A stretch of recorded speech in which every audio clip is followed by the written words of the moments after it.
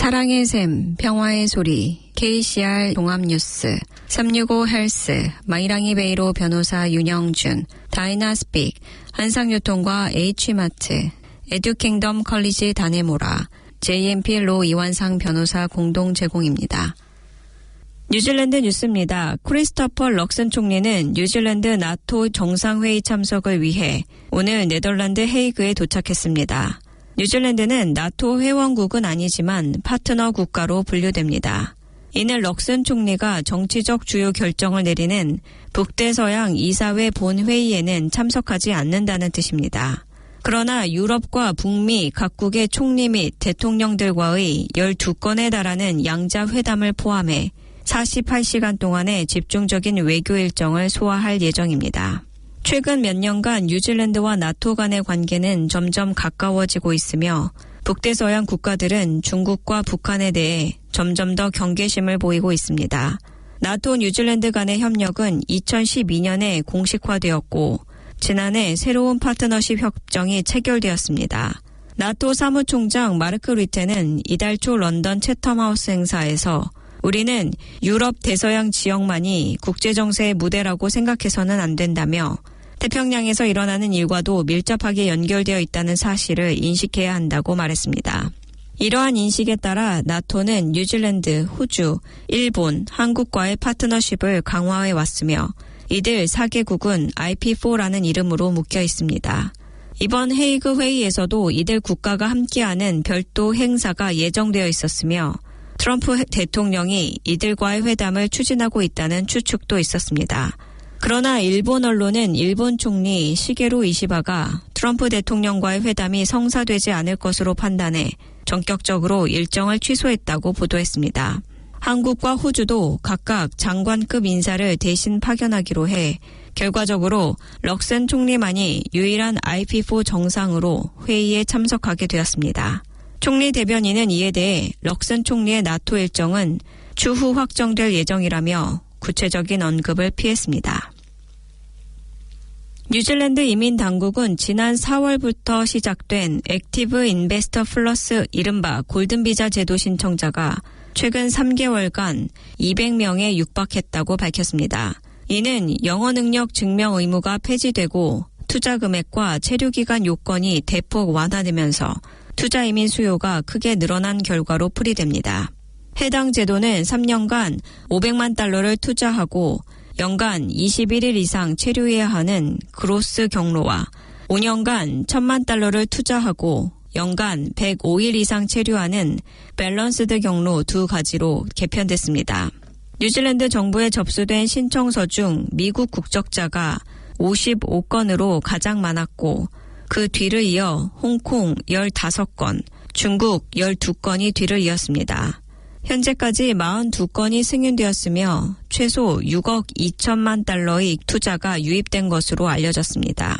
이민장관 에리카 스탠포드는 투자 비자를 더 쉽고 유연하게 만들어 뉴질랜드를 선택하도록 장려하고 있다며 미국과 유럽 등에서 큰 관심을 받고 있다고 밝혔습니다.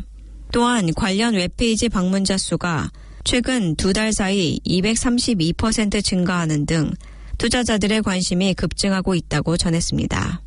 반면 야당 이민 대변인은 이 제도가 실질적인 일자리 창출에 기여하지 못하고 소극적인 투자에 머무르고 있다며 우려를 표했습니다. 일부 전문가들은 다른 국가들이 골든비자 제도를 제한하거나 폐지하는 추세인데 뉴질랜드는 오히려 완화하는 방향으로 가고 있다고 지적했습니다. 한편 뉴질랜드 내 벤처 캐피탈 업계는 삶의 질과 안정성이 뛰어난 뉴질랜드가 투자자들에게 여전히 매력적인 국가라고 평가하며 이번 제도 완화가 긍정적 영향을 줄 것이라는 기대감을 나타냈습니다. 무료 영어 코스가 있습니다. 바로 다이나스픽입니다. 한국어 문의는 027-225-1239입니다. 감사합니다.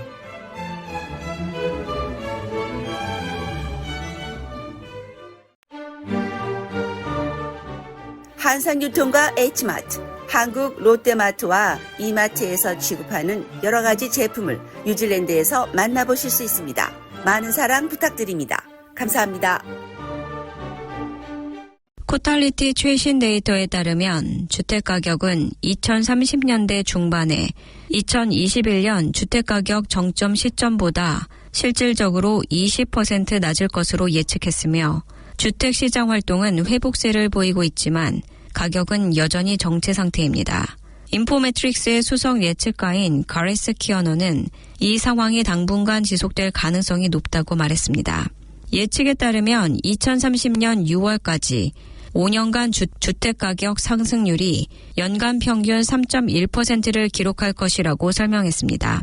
명목상으로는 2021년 정점을 2029년 중반에 넘어설 것이지만 물가 상승률을 반영할 경우 2030년 중반 주택가격은 정점 대비 20% 낮은 수준에 머물 예정입니다. 이는 글로벌 금융위기 당시 실물 기준 14% 하락보다 큰 하락폭이지만 1970년대 실물 기준 38% 하락보다는 작습니다. 다만 1970년대 물가 상승률을 반영하지 않을 경우 47% 상승한 수치입니다. 코탈리티의 최고 부동산 경제학자 켈빈 데이비스는 올해 현재까지 가격 상승률이 약 0.5%에 그쳤으며 올해 말에는 시작 시점보다 2에서 3% 상승할 가능성도 있다고 말했습니다. 그는 가격 수준이 여전히 최고점보다 약 16% 낮으며 명목상으로도 그 수준으로 돌아가려면 오랜 시간이 걸릴 수 있다고 동의했습니다. 이번 침체가 더 길고 깊다고 덧붙이며 글로벌 금융위기 이후에는 없었던 부채 대비 소득 비율과 대출 대비 가치 제한 등 다른 요인들이 작용하고 있다고 덧붙였습니다. 저명한 법률 전문가들이 야당들과 함께 미국의 이란 핵시설 공격을 뉴질랜드 정부가 공식적으로 규탄할 것을 촉구하고 나섰습니다. 이란계 뉴질랜드 변호사 아르만 아스카라니는 뉴질랜드 정부가 무관심으로 일관하고 있다고 비판했습니다. 이 발언은 데이비드 시모어 부총리가 월요일 기자들에게 미국의 공격에 대해 성급하게 판단하는 것은 아무 이익이 없다고 밝힌 이후 나왔습니다. 그는 더 많은 정보를 얻는 데는 아무런 비용이 들지 않지만 성급한 판단은 작은 나라에 큰 대가를 안길 수 있다며 조심스러운 태도를 강조했습니다. 호주 외교장관 페니 윙은 이번 공격이 안보 동맹국인 미국의 일방적 조치였으며 호주 역시 영국 등 다른 국가들과 함께 이란이 협상 테이블로 돌아올 것을 촉구하고 있다고 말했습니다. 이어 뉴질랜드 외교장관 윈스턴 피터스는 SNS 플랫폼 X에 성명을 발표하며 미국의 핵시설 공습에 대해 사실상 지지를 표명했습니다. 이 성명은 크리스토퍼 럭슨 총리가 참석 중인 브뤼셀 나토 회의를 앞두고 발표됐습니다.